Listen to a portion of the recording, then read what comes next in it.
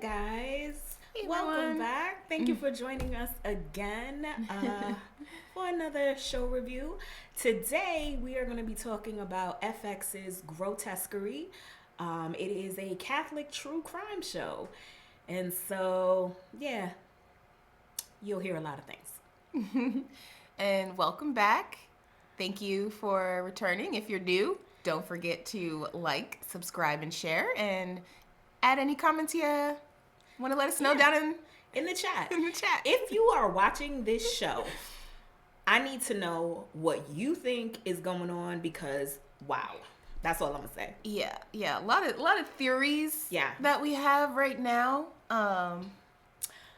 Oh, a lot of theories. Because let me tell you something. I'm expecting Freddy Krueger to pop out any moment and be like, girl, wake up. What's going on? Well, wake up. Yeah. Well, I mean, and they say it. So, but like I said, I'm expecting them claws, them razors to show up and be like, Yeah. I got you. Yeah. But you know, we shall see. We shall see. Yeah.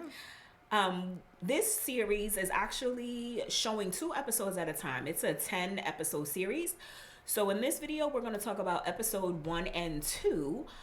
I have to say, I really enjoyed the first 2 episodes. I am caught up. I am a little crackheadish right now. I'm feeling a little bit like a fiend because my brain is on a million. Yeah. There's just, I feel like so many moving parts and pieces. It definitely is an attention grabber. And it makes you want more because there's just so many. I feel like any kind of mystery drama, lures you in with that, what's really happening, what's next, what's coming. And it's so interesting when you're watching the show with someone as well. Yeah. Because you're like, did you see that? I know what I saw. Did you see that? I caught that. And we have some really, really interesting characters in this show. Yeah.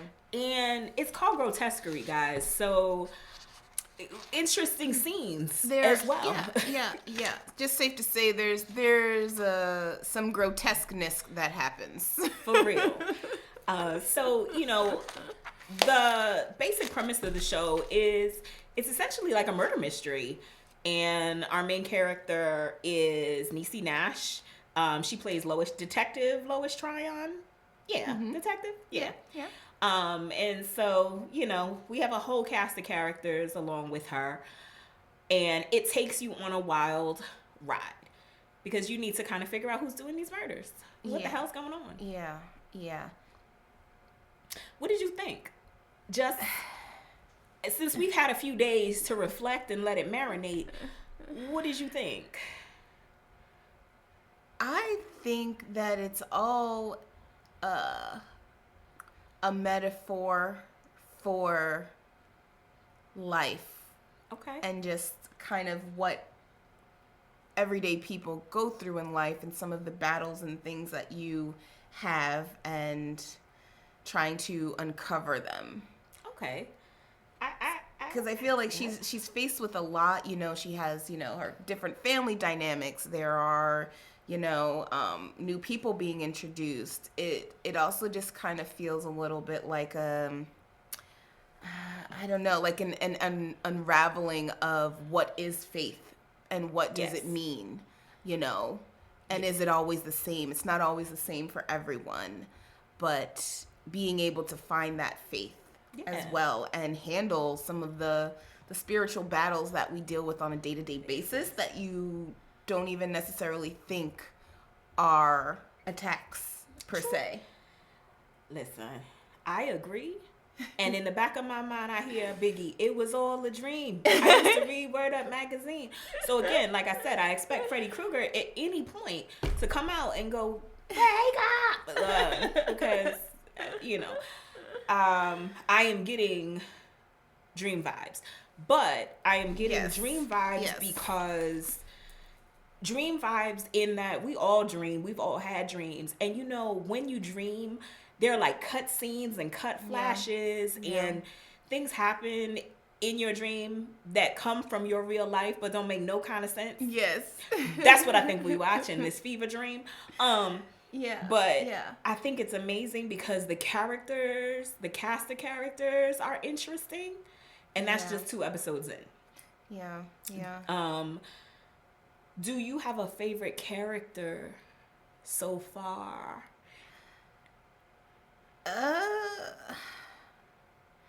I wouldn't say that I have a favorite character so far, but I would say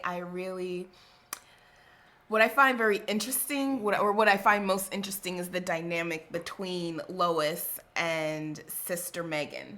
Okay. I think that their relationship is quite unconventional, and I think that's one of the reasons why Lois is drawn to her and allows her, I guess, more leeway. Girl, access when she make her hair. Yes. She gives her Child. insight and access to a lot of things that shouldn't be allowed. Girl, she gave her carte blanche. Yeah, She pretty said, much. So Lois, we told you, is a detective, and she is supposedly this top detective. Top. And Grotesquerie is out here murking people left, right, and center, and doing it in ways that are ridiculous. First murder, he done killed the whole family. Horrifically. And we ain't gonna go into detail. You should watch it. You should find out. But it's a horrific murder. Killed the whole family, baby included. And I'ma say seafood boil. Figure it out. Make it make sense. Okay? Stock pot on the stove. That's all I'ma say. This was a family buffet.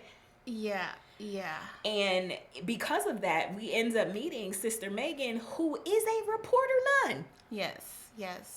Which is very interesting, you know. I mean, even Lois, Niecy Nash, says, you know, you're very unconventional. You know, I don't think I've ever seen a nun sitting here, you know, playing on their smartphone, doing all of these things. Girl. Yeah.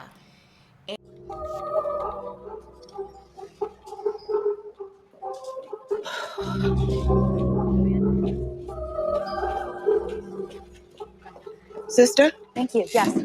I'm Sister Megan. You made time for me. I really didn't have much choice. Can't turn away a nun at the door. Our dear Lord and Savior might swoop down and kick my ass for that. I'm sorry? You are young.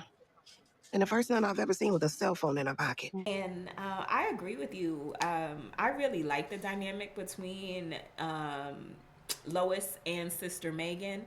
However, I think Sister Megan is a part of her. I think Sister Megan is the angel on the shoulder of her. I think that's a part of her conscience. It's her Jiminy Cricket. I don't know. Because it's something about Sister Megan's off, y'all. Yes, very, very much so. Very much so. Which, you know, okay, so let's say we're going with the theory of, you know, this is a fever dream. Child, so if that is the case, I kind of feel like Sister Megan is the part of Lois that has faith but doesn't have it in a traditional sense. Like there's some doubts there, but I feel like it's kind of faith from her perspective of being a detective. I agree. Because Sister Megan comes right out and says, girl, do you believe? Yeah. And Lois says, I believe in prayer. Yeah. She says a lot more, but she's like, at the end of the day, I believe in prayer. Confuse me. It is contradictory because she's like, do I believe in what? Do I believe in, you know, that somebody died for my sins? Do I believe in divinity and the redemptive power of, and she kind of just leaves it there. And she's like, but no, I do believe in prayer, but, you know, all that other stuff, you know, that you're asking me, what do you mean by it? I don't know. But what I can tell you I do know is that I believe in prayer. And let me tell you something. Even, we're called tradition with a twist. Y'all, my tradition was going off crazy. The twist wasn't coming. And I was like, so who you praying to? If you don't believe in divinity, and you don't believe in, who you praying to? What you praying to? Yeah, Who answering that? What you doing? So I think that's why she asks some of those questions. Like she answers the question with a question like, well, do I believe in this? Do I believe in that? Because I feel like the question she was asking they're not, one-sided. They could be multifaceted questions. So she wants to know, like, in what way do you mean? I don't know, but what I can tell you I do know is this. So I feel like she questions a lot about faith and divine and what it is. And so she's not sure about all those things, but she does know. I feel like she knows that there is something greater out there. Right. She doesn't know what to call it. So that's why she's just like, I believe in prayer. And so this fever dream is giving us contradiction upon contradiction upon contradiction for Lois. Yeah. And so that's why that there is a part of me, that is why I really do feel Sister Megan is the little angel on her shoulder. And I agree with you. She is the part of Lois that does have some faith, because Lois turns the table and says, so girl, I done told you how I feel. What about you? Yeah. You got faith? And Sister Megan said, half the time, but something's better than nothing. Yeah. And I said, wow. And then she just skips off. Girl, I said, okay, well, you speak that truth, because for many of us who believe we have faith, sometimes it be half the time, because... Yeah. Which is better than nothing. A mustard seed is better than no seed. Yeah, so, yeah. There's something. Now, Murder 1 leads us into meeting Sister Megan, but Murder 1 also leads us into the introduction of Lois's family. Yes. Which, child, you see, we both had to take a deep breath. We both went on pause real quick, because this family is family-ing. Yeah. Can you say dysfunction? They have a very complicated relationship. Listen, complicated situationship, whatever you want to call it, family. Yeah. But a lot of us can relate, because family be wild. And this family is no exception. So right now, the character that is trying me the most in this family, because Lois has her daughter Merritt and her husband Marshall. Yes. Marshall in a coma, y'all. So Marshall ain't saying much of nothing yet. Yes. For real. Yeah. But her daughter Merritt, let me tell you, they triggering me. They are triggering me with this show. What's triggering you about Girl? Merritt? What so is it? Merritt is a beautiful, brilliant, plus size woman. Yes. And my God, if I see her in Tiny Toons clothes one more time, too tiny for TV clothes, one more time, it's triggering me, y'all. It is, because I'm like, why she gotta be a big girl on TV like that? Well, I think that's her clothing is definitely done specifically for the show to emphasize, and I feel like it's done to emphasize her size and some of how her size is a wedge, how it is something that is divisive within their family. So it's more of a way to emphasize and show. Child, but it's triggering me. And I know it. I know there's a plot point to it. I know there's a purpose. But Merritt in the too tiny clothes, TTCs. I'm going to say TTC, too tiny clothes. That gets me, right? But she's large but confident. She is. And that's where I gotta give it to her, because my girl be sitting up there like it ain't nothing. Yeah. And I was like, girl, more power to you, because it couldn't be me. My brain, no, I be But girl, good. The other thing is, y'all, not every large person eats like this child. Yeah. The stereotype of the big fat girl is on 1.5 million. But again, I think that is it's specifically, I feel, done that way to show the wedge that it's driving, And they doing a damn good and job. It's also but I also feel like it's showing a perspective, like, it's this Lois. is I think how this is what Lois this is how actually she's thinks perceiving about her daughter. her. Right, exactly. I do. I actually think this is what, but again, why it's triggering, right? Because growing up as a big girl, I've been big all my life. Growing up as a big girl, in the back of your mind, you be like, this what you think I do? what you think I look like? How much you think I'm eating? What the hell? Yeah. And I was like, dag, y'all is like, I'm gonna need to talk to my therapist after this. This is taking me on a level. But Merritt, we get introduced to her when Lois comes home from work after the first murder. Yes. Lois make herself a nice little dinner of a scrambled egg with some chives. Mm-hmm. And girl, Merritt got 24 taquitos on a cookie sheet and is like, Mama, don't you forget that avocado salsa. I said, why? Mom,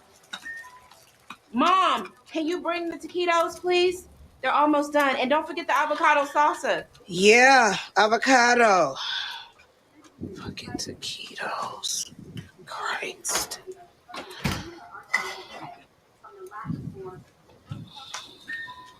What is perspective?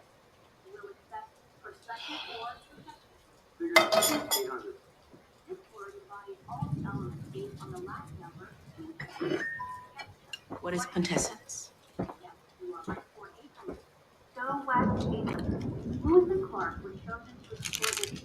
Yeah. That's how we get introduced. Yeah. And she got the TTCs, two tiny clothes sitting on the couch. Yeah. It's playing in my mind. Yeah, I don't know. I mean, I've grown up the same way. I've been, large all my life, but I guess I don't know. I'm not as triggered by it because I feel that it's done for a specific purpose and to shine light on perception, and that perception is reality. Whew. Yeah. So I don't know. Wow. So again, it's interesting that I guess for me there is relatability to that character. Yeah. And so, but they are only like with this character, they acknowledge her brilliance, that she is absolutely brilliant. Yes. Because not only do we see her sitting on the couch with her 24 taquitos and her avocado salsa in her two tiny clothes, she is also watching Jeopardy, answering these questions like a champ. Yeah. Could be Jeopardy extraordinaire, make big money. I mean, shouldn't be living at home with mama because you got this type of brain. Yeah. And then it makes you wonder, like, dang, because I think this is a fever dream, Lois, this how you see your daughter. Yeah. What is Louisiana Purchase? You should really go on this show. It's not the show I want to go on, Mom. You know that. But you would win big. You would win big, too. Yeah. But she also, it's funny, though, because she mentions that, hey, you could go on here. You could win big. You could do these things. So it's like she wants something for Merritt specifically. Like she sees such great potential in Merritt, but she also sees all of these kind of pitfalls and flaws in Merritt. So she's like, I want you to live up to your potential. There's more things that you can do. And Merritt's like, oh no, that's not the show I want to be on. I'm not trying to be there. She has aspirations of being on a reality.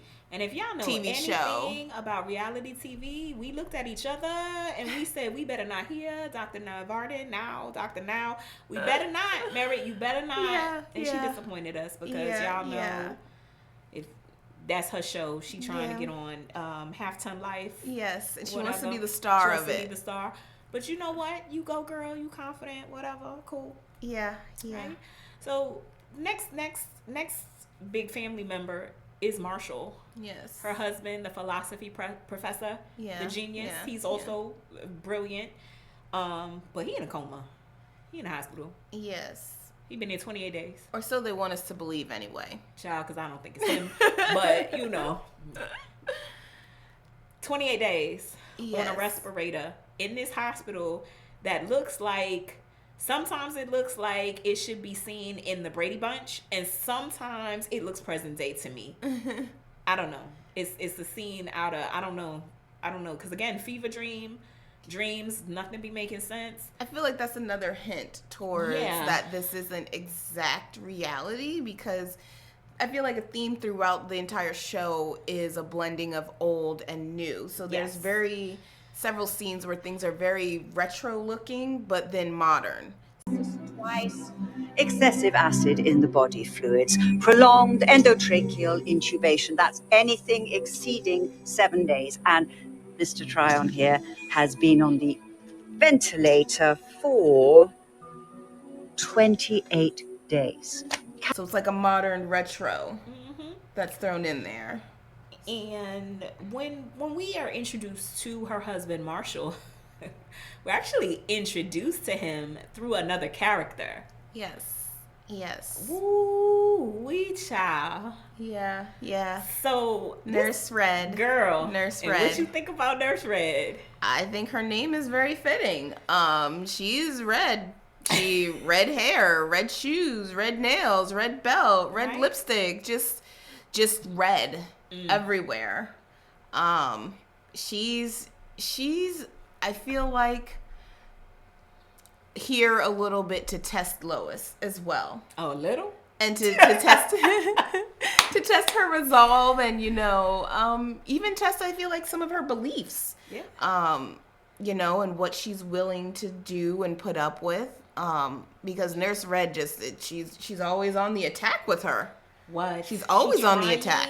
Lois Tryon. Yeah. She is trying Mrs. Tryon. Yeah.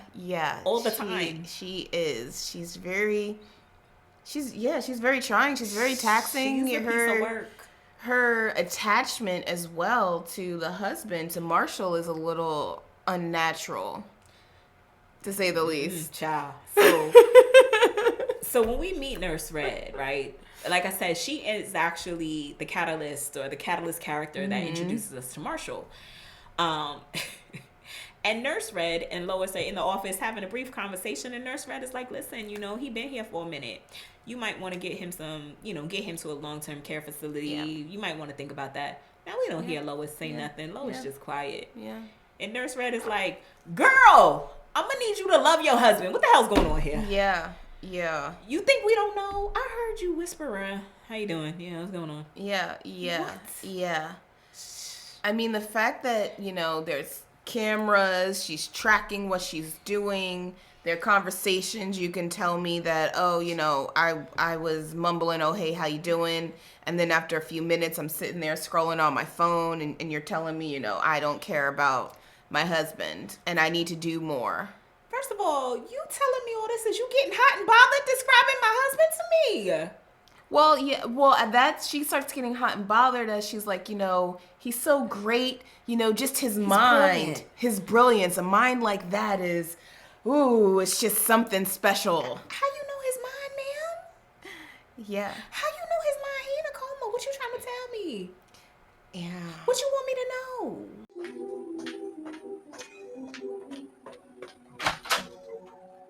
Mrs. Tryon, if I could have a moment. Let's just be real, okay? Fight for your man. Do everything you can to preserve his life, his extraordinary mind. My God, this man's a keeper. And I think you know that. Just even when I wipe that man's ass, I... Excuse me? Well, you don't do it, do you? I do. I'm a nurse. That is what I do. My God, the mind of this man. A man of letters. A professor of literature. I get a shiver in my quiver just thinking about it. Yeah.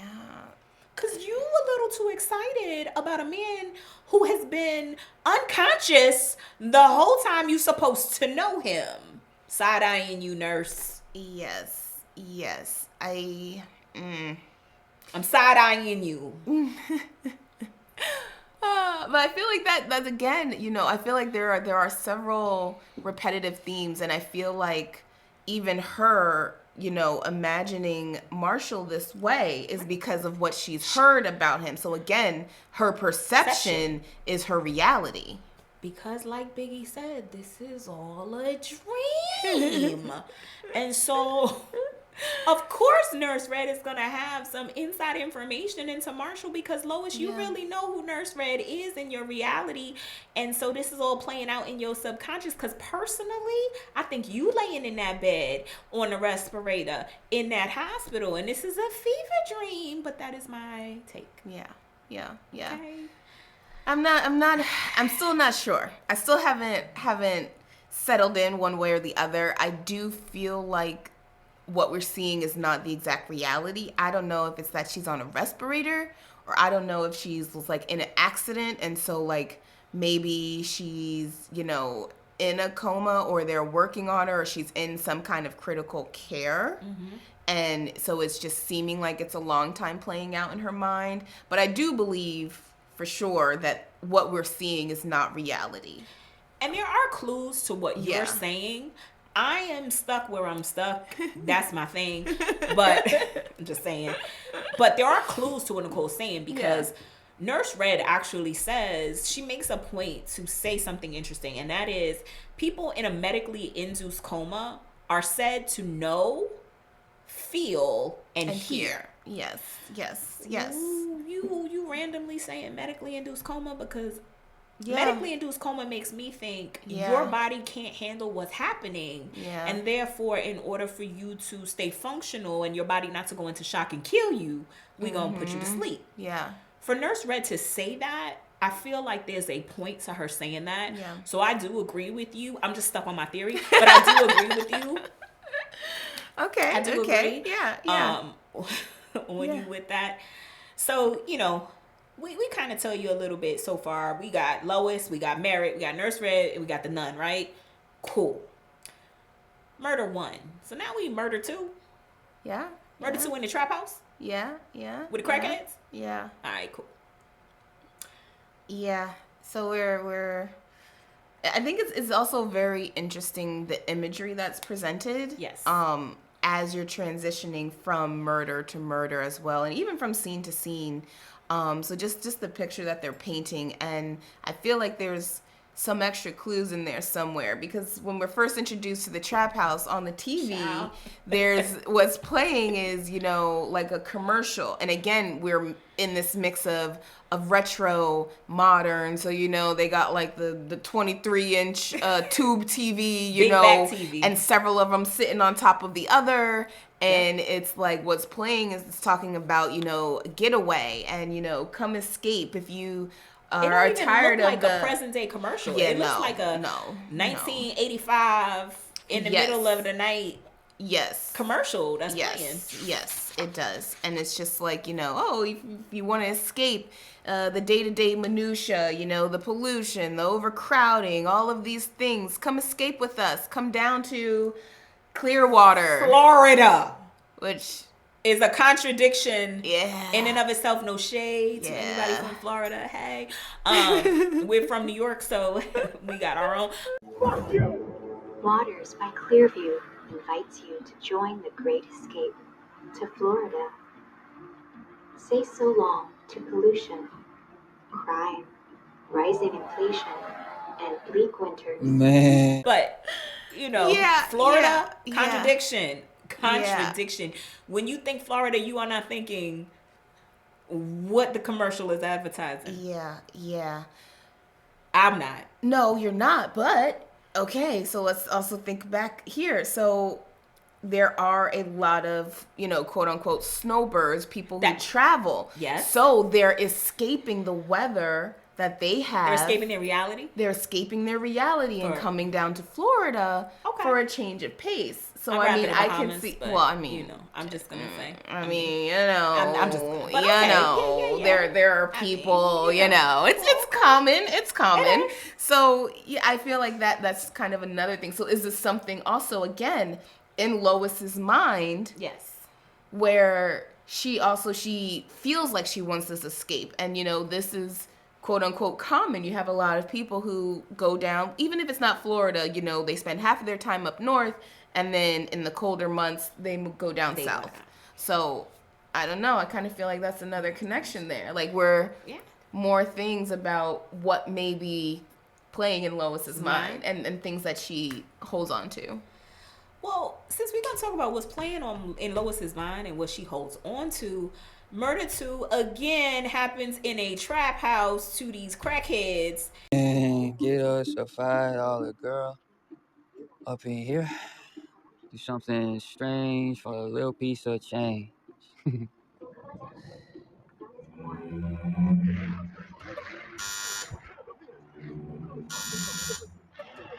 Back again. What?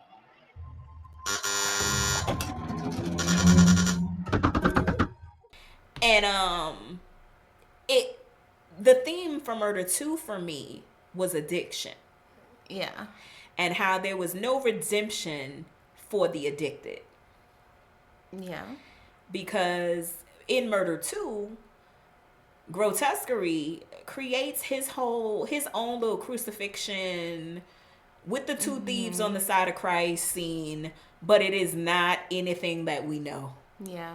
Instead of it being a redemption scene, and instead of it being a scene of salvation through crucifixion, y'all just going to hell, because ain't no way, ain't no saving. I done cut your legs off, and you can't walk into heaven with me, because ain't no blood to save you, and ain't no legs for you to walk in on, so you just going to hell. I mean, I feel like, and this is, I think, one of the reasons why I feel like this is kind of a thesis on faith. Because all of the murders so far, within episodes 1 and 2, they all do have a little bit of that theme in them, you know? Because the first one is, you know, we're dealing with the family who is devoted. They're very devout. They're very devoted. But they're taken out in a way that is also very... symbolic Christianity, because the father is basically served up for dinner. And so in Christianity, we understand that, you know, through the body of Christ, right? This is a Catholic, it's a metaphor, but Last Supper, you know? And it's a Catholic true crime show, whatever. Yeah. But what is it? Communion. Isn't it communion?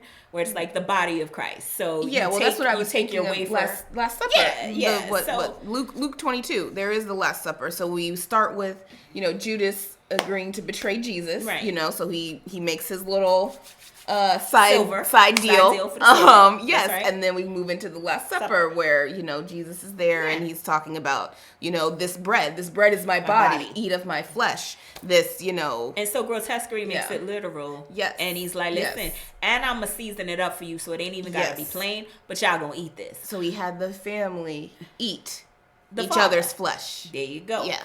Not pretty. But isn't it interesting? Murder 1 is in relation to family, right? Yes. And if we thinking about Lois. Yes. And we know her family was not, what we learn is her family was not functional. And here's the murder on this extremely devout, functional, seeming family. Yes. Murder 2, crackheads in the crackhead den, ain't no salvation for the addicted. But what we did not share with you about Lois and her family is, child, they all addicted to something. Yes. Lois is a straight up alcoholic. Yes. If you ain't figured it out by what I said about Merritt already, Merritt got some food addiction. Yes. And Marshall, we find out, was at the Happy Hoe Inn, y'all. He had a great name, by the way. That's the real name. The Happy Hoe Inn. Yes. Is it drinking protection too? Because you're turning from a pastime into a profession. You know what? Maybe we should get a family rehab plan. We could get it for the food and booze and sex addiction. Huh? You thought I didn't know about your little side action? I had you followed. They even got photographed. You at the Starburst Motel, at the Happy Hoe Inn, which is a great name, by the way. But yeah, caught you in a lie. Yes. So he has, an addiction of the flesh. There you go, Schmecks. He has a flesh addiction. Schmecksy time. Yeah. All the time, and not with his wife. Yeah.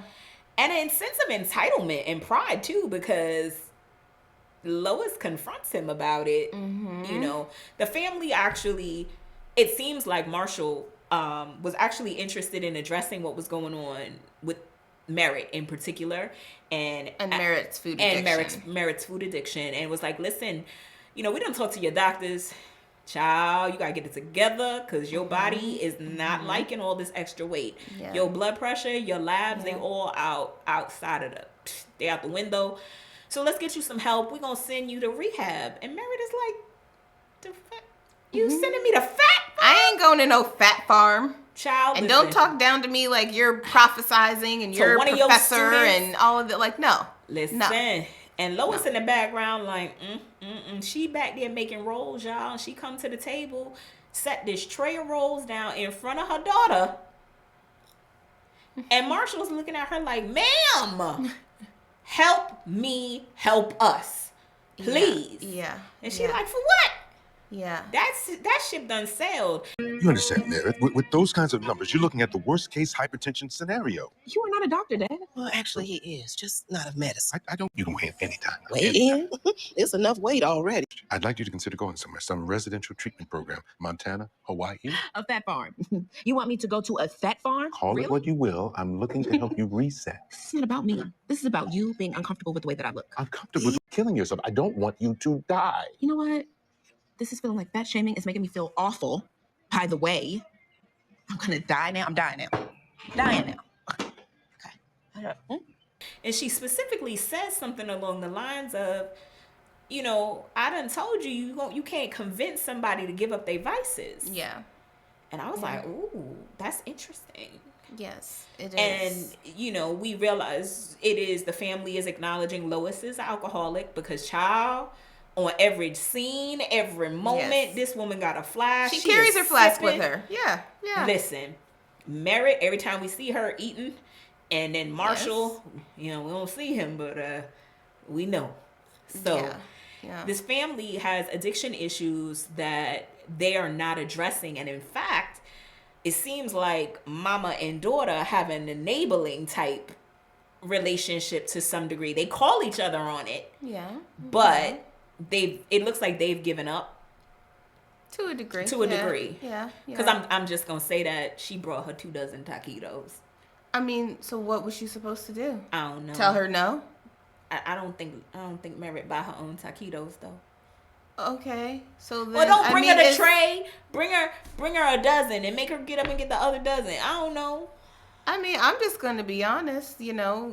Growing up, if my food was restricted, exactly. So we can either I eat it here, or I'm gonna go and I'm gonna binge in the corner. Okay, and it's gonna be even worse. I don't think Merritt would have binged in the corner. I'm just saying, don't bring all 24 out at one time. I don't know. I'm just being difficult, y'all. I'm just being difficult. Because what was she supposed to do? I don't know. What would? I also have issues because Merritt probably been big all her life, and I'm projecting, y'all. I'm projecting. She been big all her life. In my head, this is the story I'm telling myself. So they contributed to her being big before now, and so I'm just like, you got a problem with her size, but then you're continuing to feed her in that way. It could have backfired on them. They could have again attempted, and it could have backfired. So now maybe they got complacent. Damn. So clearly, I'm just seeing them as all jacked up. You got hope for them. Yeah, I mean, you got hope for the family. I just am like, y'all done effed up.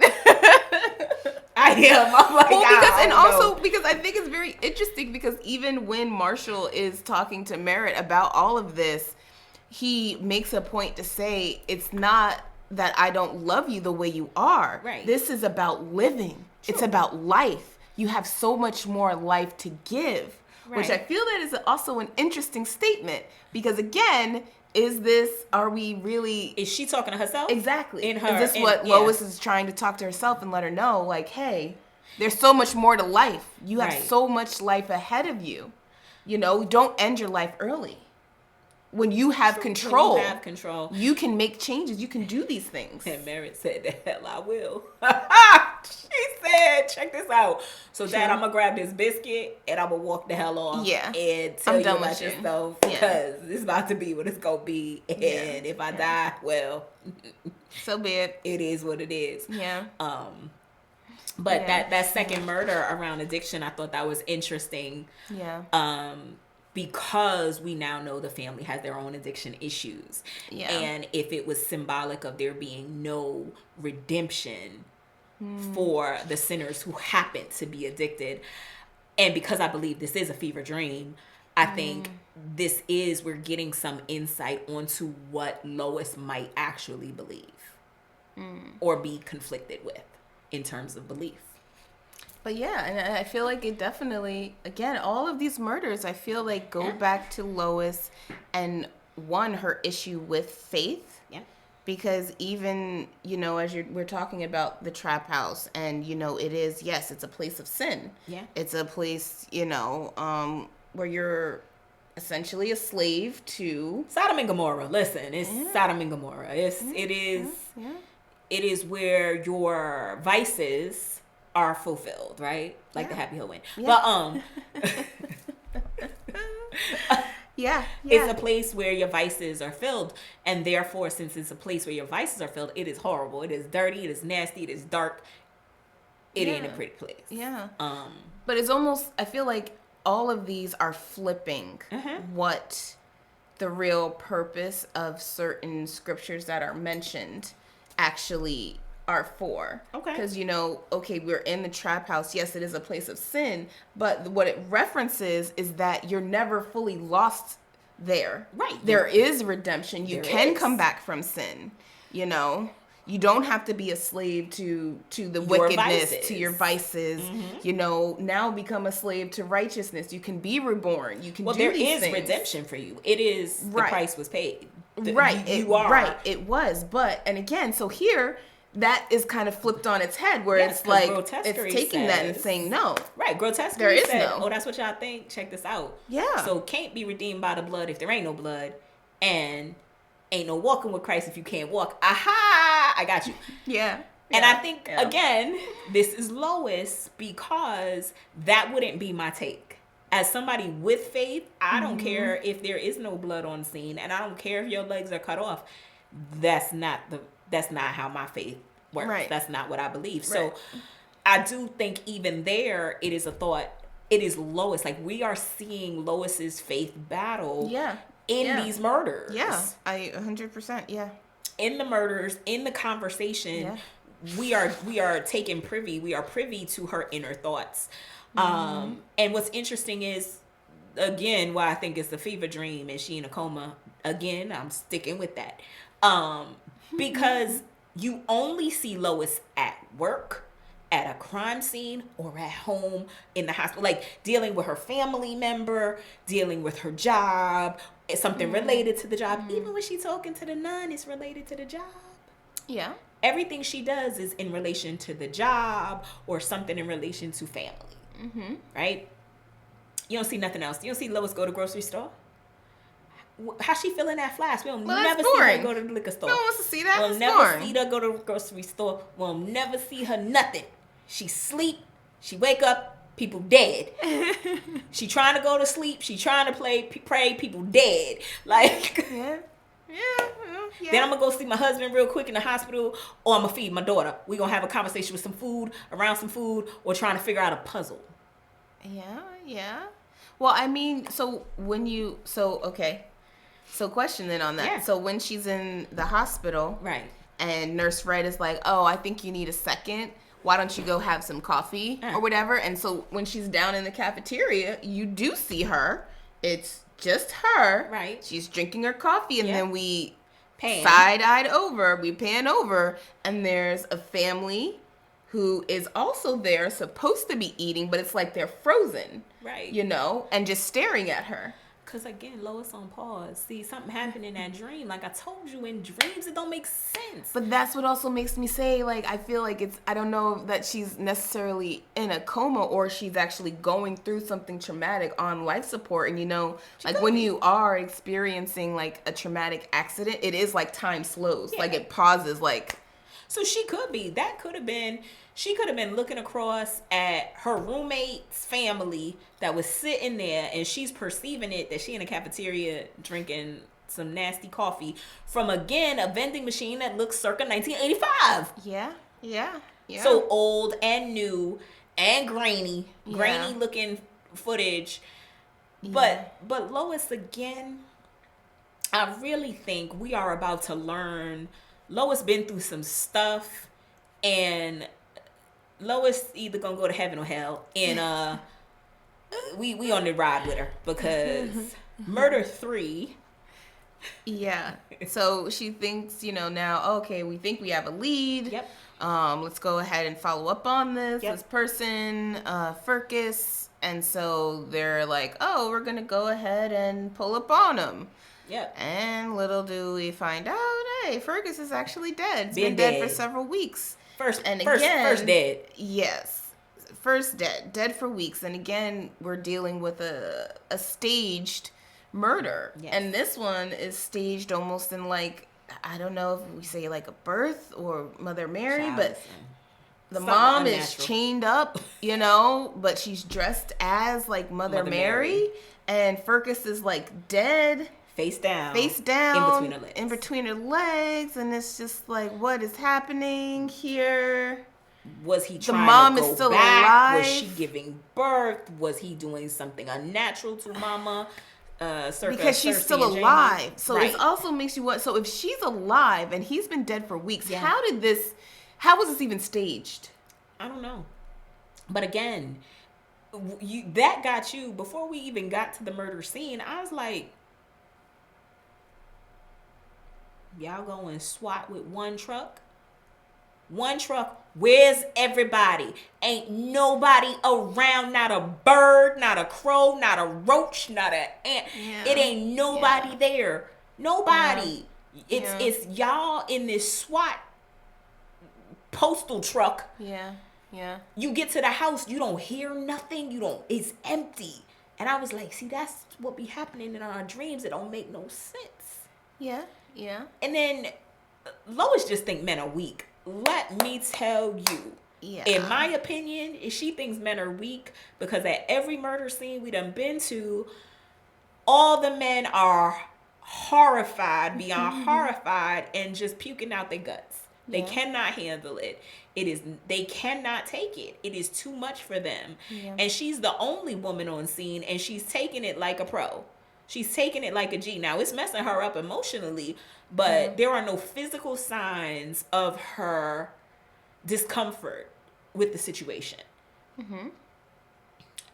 I don't know. And Murder 3 makes me think, again, when she meets up with our favorite nun, the nun says to her, hey, so was there any spiritual significance? Was there any, anything that you could see at the scene of the crime? And Lois said no. And I was like... Not that she recognized. Child, how you don't recognize that's supposed to be Mother Mary sitting there chained with the... How you don't see that? Because it wasn't as obvious as 1 and 2. Because you Lois. Well, yeah. And you struggling. Yeah. Because you Lois. And you was drunk. Drunk don't help. Well, for her, she feels it does. Sometimes. Because Lois is a straight contradiction. Yeah. Sometimes she like, look, that liquor help. It cleared things up. It helped me manifest my solution. Yeah. She said she sees things clearer. And then other times she's like, well, I'm not going to drink because I need my head. That was only one time. One time. Didn't last but 5 minutes. Exactly. And after she was like, no, I'm not going to drink. I need my head. Yeah. And then it's like things weren't making sense. And then she's like, all right, you know what? Yeah, okay, let me get this drink. And also, it don't take much to convince her because our favorite nun was drinking a lychee cocktail, girl. Yes. She was up there and she's like, Lois, you ain't gonna have something? Even the waiter asked. Even the waiter's like, you ain't gonna get your usual. Yeah. And she's like, no, I need a clear head. And everybody looking at her like, okay, girl. Yeah. Only for her to give in later on anyway and be like, go ahead, load it up because this ain't getting it. But the third murder is also where Grotesquerie actually leaves his calling card. He does. And a puzzle box. Yes. And I think it's very interesting his message that he leaves. He says, I belong to those who have troubled the sleep of the world. May all your dreams come true. Come on. Are we dealing with more foreboding here or what? Oh, so Grotesquerie's name is Kruger? Oh, Frederick Kruger? Oh, okay. That's why he cut people's legs off. Because the Belong nails. to those who have troubled the sleep of the world. May all your dreams come true. I tell you, dream warriors. Lois, you a dream warrior. Find out. If you know, you know. But yeah. Ooh, yeah. But Murder 3, they don't go into it a whole lot, because we come into the end at that point. Mm-hmm. And she's just meeting with our favorite nun. But at some point before we wrap things up with Murder 4, she again has an interesting interaction with Nurse Red. And you see Lois standing outside of the waiting room, just looking inside, and Nurse Red is giving Marshall a very interesting sponge bath. Very inappropriate. Oh my goodness. Happy endings. Yeah. Happy endings for all, said Nurse Red. For the man who's in a medically induced coma or whatever he is. She said, he hears. He knows. He feels. I want to make him feel good on the inside. Child.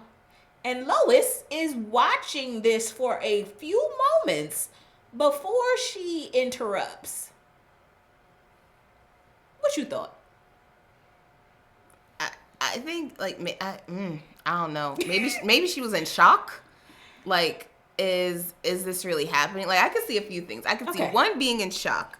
I could see that it's like, okay, is what I think happening really happening? Okay. And let me catch you in the act. Right. So there's no doubt about it. Okay.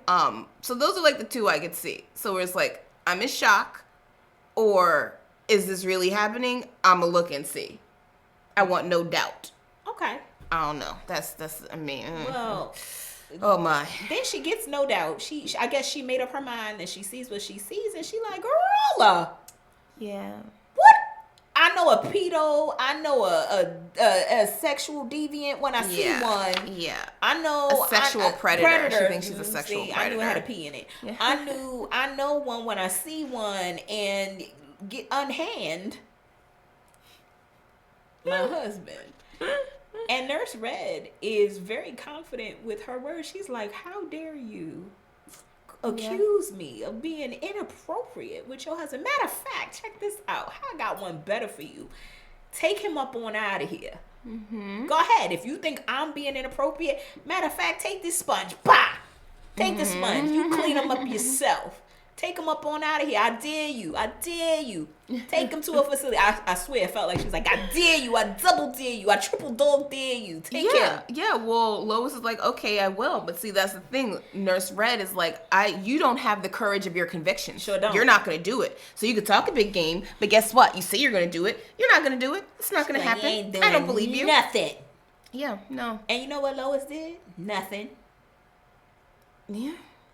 I think she was also digesting what Nurse Red said to her, because Nurse Red at this point also gives her a little bit of a breakdown, and she's like, you're broken, you're self-medicated, you have no idea how to handle any of your cases, or even your husband, like, you don't know. So I feel like it was planting that seed of doubt within her, and so Lois is fighting this doubt as well that now Nurse Red has verbalized. I feel like these were things that she was feeling anyway, and now somebody's verbalizing it, and you caught me. What do I do? And did this trick really just say what I think she said? Sure enough. Sure did, and you did absolutely nothing. Yeah, but cool. Yeah. You know what I mean? So all I know, Nurse Red, I was like, she would have had to catch hands. I might have lost myself. Yeah. Well, there was that moment right before she walks in on Nurse Red, handling her husband. Handling her husband. They have, this interaction in the hallway, and that's where Lois is like, she gets to her point, and she's like, oh no, these errands coming off, it's about to go down. And then, that's when we all of a sudden see the orderlies And she's like, oh, no, honey, you don't want to do that. Like, you don't want to end up, ironically, in our psych ward under, review, chained to the bed. To the bed. That would be such irony. Like, no. So why don't you go ahead and calm down a little bit, go darling? Get yourself that go coffee. Get your coffee. Take a moment. First of all. But it's interesting because, again, we go back to the contradictions of Lois. First time she met Nurse Red is like, okay, he needs long-term care. This time, in this situation after the handling, she like, I bet you won't take him. Mm-hmm. Take him if you want to. Ha. Matter of fact, I'll sign these papers right now. Try me. And Lois is like, okay, well, I guess I can't, even though you're playing me out. Even though you're telling me about myself, I'm going to go back and just look at Murder 4. Yeah. So, Murder 4, that's the last one out of these first 2 episodes. And it's very interesting as well. So, we know that Murder 1 insinuated the Last Supper. Right. Whereas Murder 4 is a physical representation. Gruesomely of the Last Supper, with using the unhoused to symbolize Christ and the disciples. But it makes you wonder because there was only 12 people. Right. So who was missing? Right. We don't even because they have somebody represented as Jesus, but we don't know. We really don't know. No, well, I mean, like in the picture, the scene, the one who's supposed to be, right? Which is interesting. So the one who's supposed to be Jesus is one that Lois has also interacted with, right? Who she said that he touched her. Yes. Like, and I feel like that whole he touched me.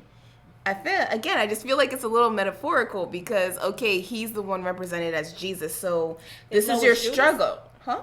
Like, so is Lois Judas? I don't feel like Lois is Judas. I feel like somebody is Judas, and that's who was missing.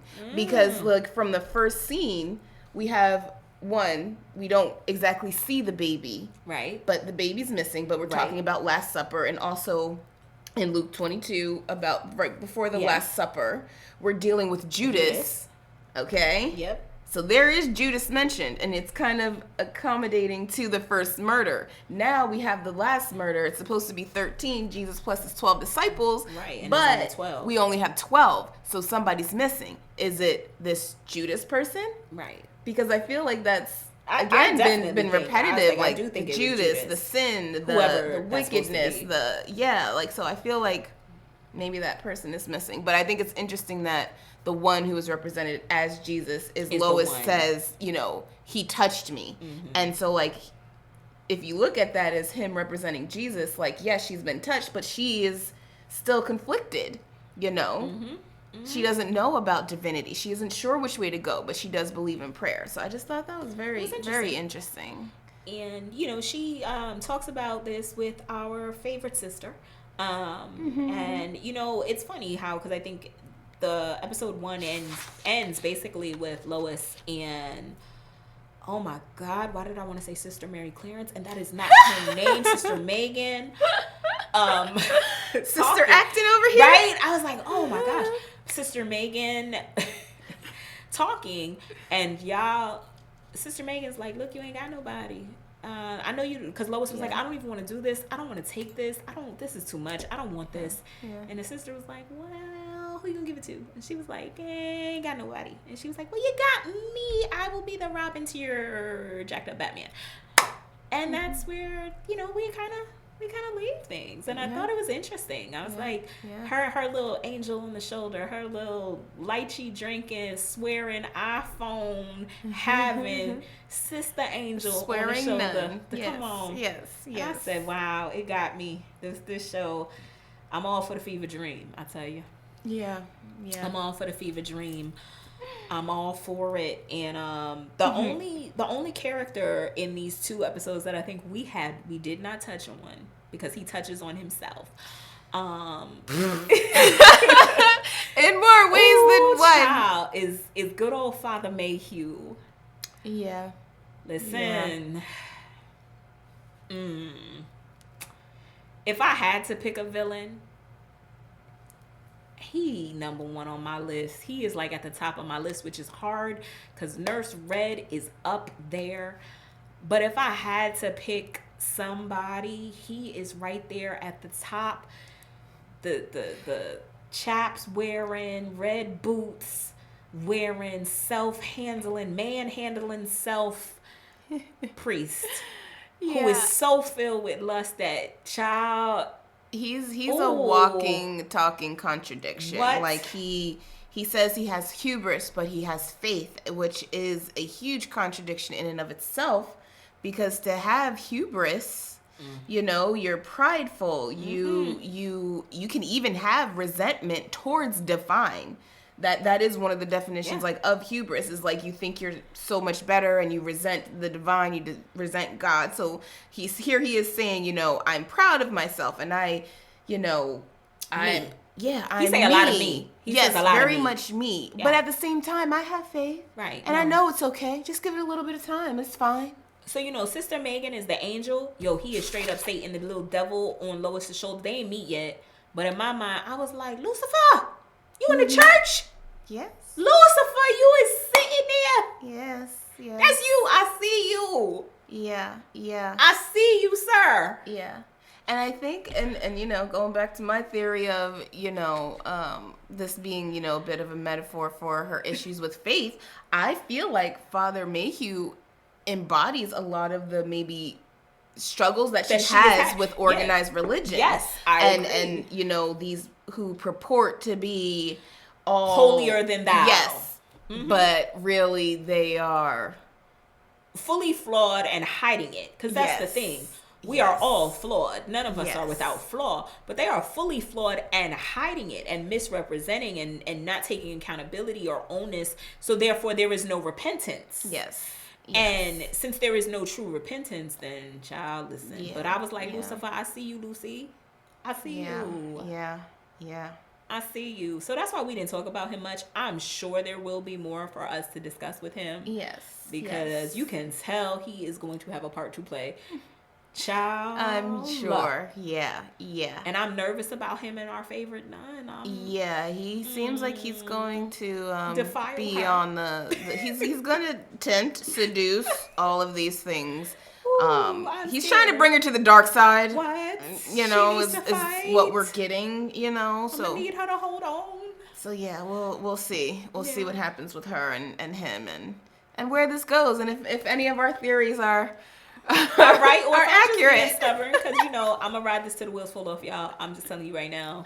I am going to tell you that I'm waiting for her to come out. I'm waiting for us to find out she's in the coma. Could be a couple of things. Yeah, it wouldn't surprise me. It wouldn't surprise me. But I definitely feel like perception is reality. It is, and so I'm very interested to see what we learn more about Lois and the Tryon family and these cases and Grotesquerie. Yes, because Grotesquerie right now is a shadowy figure. We didn't really touch on that either, but he is a shadowy figure. And again, Freddy Krueger vibes, y'all. But anyway.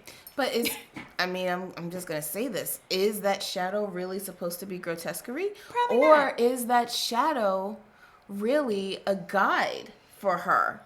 Like, is this shadow person really someone to be scared of, or is he really helping? Maybe. I just need Lois to walk into the light. Go to the light, Lois! The light! No.